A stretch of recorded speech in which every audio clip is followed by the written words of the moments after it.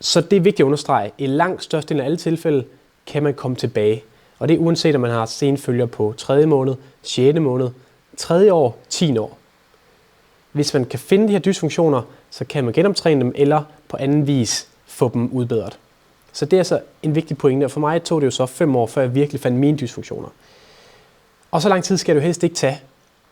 Så hvordan tilgår man så at finde de her dysfunktioner? Og nu er vi over den her del med, hvordan jeg tilgår behandling af hjernerystelse også. Så hvordan finder man de her dysfunktioner? Jamen på det her universitetshospital UPMC, hvor alle de her danskere tager over for at blive behandlet, jamen der har de fået kategoriseret de her hjernerystelser ind i undertyper. Så de har fundet ud af, at hjernerystelse kan kategoriseres i 5 undertyper, som det vi ser her. Og så er der så 2 lidt sekundære undertyper, men også kan blive kategoriseret under. Og det gør man simpelthen ved at stille en række spørgsmål, lave en række tests, og så gennem de her spørgsmål, de tests, jamen så kan man så se, hvilken eller hvilke undertyper, der passer på den ramte, på de symptomer, man nu har.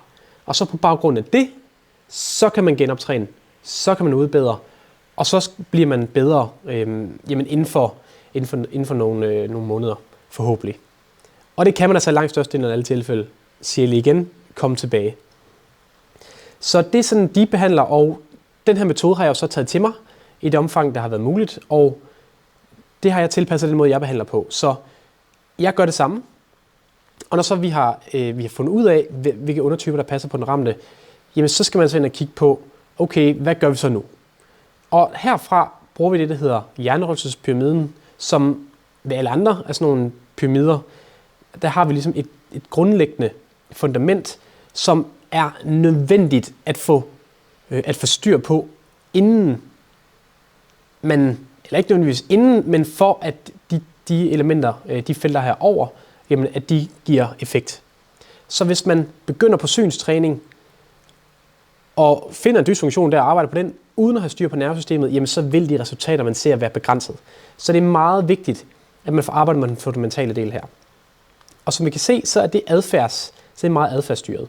Så eksempelvis vi kigger på nervesystemet og hyperarousal i det her tilfælde, som er hyper står for over, og arousal er stimulering.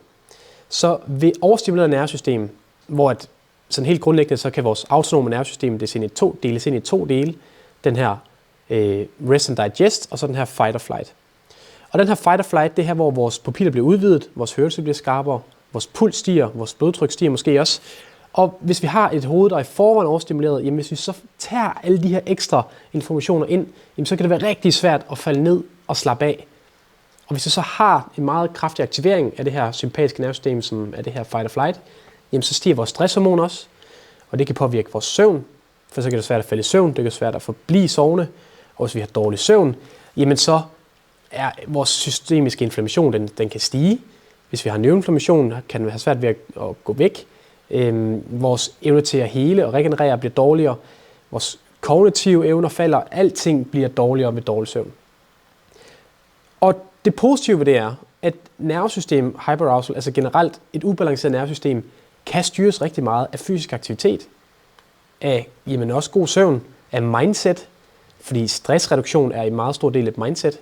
Så hvis man hele tiden lever i den her frygt-mindset, nej, hvad nu hvis, jamen så får det et nervesystem yderligere op at køre. Så det arbejder vi med meget, bruger meget energi på, og vi bruger energi på at få lagt en plan for, hvordan vi får styr på de her ting. En ret udførlig plan, så man ved, hvad man skal lave for hvert step, når en dag går, altså hvordan forløber en dag. Og så samtidig med det, jamen så på baggrund af de her undertyper med hjernerystelse, jamen så kigger på, hvilke områder skal vi ind og genoptræne.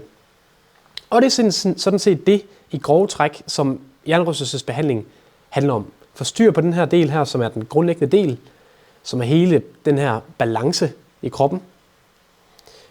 Og så har vi så den her genoptræningsdel. Så er der så også medicin, som det er ikke noget, jeg arbejder med. Jeg er ikke læge, så det vil være noget, man skulle arbejde med sin læge om.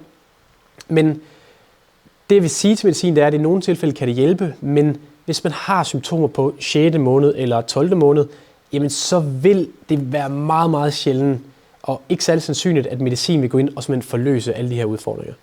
Det vil stort set ikke ske. Det er simpelthen det vi ser her, som er de primære ting. Så ja, det var sådan set det, jeg vil sige. Jeg håber, at du lærte noget, og hvis du sidder med senfølger på 6. måned et år, eller bare på 2. måned, for guds skyld, få noget hjælp. Det behøver ikke at være mig, der hjælper dig, men lad være med at gå for dig selv og tænke, det kommer ovenpå, uden at du får gået til nogle behandlere. Få noget hjælp, fordi det er vigtigt at få adresseret de her underliggende dysfunktioner, sådan at du kan få dem udbedret og komme tilbage. Så ja, det er det, jeg vil sige. Tak fordi du så med. Hej.